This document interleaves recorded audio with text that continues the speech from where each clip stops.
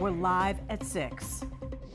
The death of this young, beautiful, gorgeous, stunning girl is a real wake-up call for all of us. Tonight, the Ukrainian community is mourning a young woman killed on Charlotte's light rail. Thanks for joining us. I'm Scott Wickersham. I'm Erica Bryant. We want to remind you where things stand. This is a photo of Irina Zarutska. On Friday night, just after 10 p.m., she was on the light rail when police say that DeCarlos Brown stabbed her to death. He's been in the hospital since, but once he is released, he'll be charged with her murder.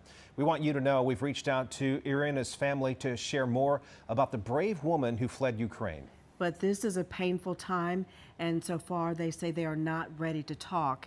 New at 6, we're hearing from the suspect's mother. Only Channel 9's Hunter Sines spoke to her by phone. He joins us live tonight. And Hunter, she says her son has struggled with his mental health for years. Yeah, Scott, and as you mentioned, DeCarlos Brown is still in the hospital, so he hasn't formally been charged in this case just yet. But today, over the phone, his mother tells me what happened out here on Friday evening is a system failure, and she believes it could have all been prevented. As the community mourns the loss of 23-year-old Irina Zarutska, the mother of DeCarlos Brown, the man accused of killing Zarutska, is breaking her silence.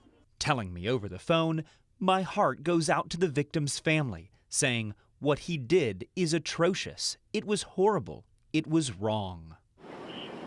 Police say Brown randomly stabbed a Ukrainian immigrant to death as she rode the Blue Line through South End on Friday.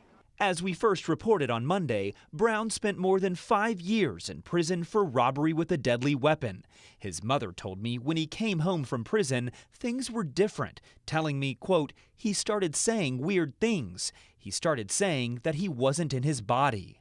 She says she got Brown evaluated, but his behavior became more aggressive, so she got an involuntary commitment order from the courts. She says he was under psychiatric monitoring for 2 weeks and diagnosed with schizophrenia. His mother says Brown became so aggressive she had no other option than to kick him out. He became homeless. Court records say in January, while in Novant Hospital, police say Brown called 911 and claimed someone gave him, quote, man-made material that controls when he ate, talked, and walked. Police charged him with misusing the 911 system. Magistrate Teresa Stokes allowed him to be released from jail without paying anything on a written promise to appear. But there were concerns about his mental capacity. Just last month, his public defender made a motion questioning his ability to proceed in his court case. Judge Roy Wiggins ordered a forensic evaluation, but Brown was allowed to be out and about. And DeCarlos Brown's mother tells me the court should have never allowed her son to be out in the community, knowing about his documented mental health history and his criminal history. She says she and her husband did everything they knew to do to try to get him help. But she says, quote, the system failed him. Live in South End tonight, Hunter Sines, Channel 9 Eyewitness News.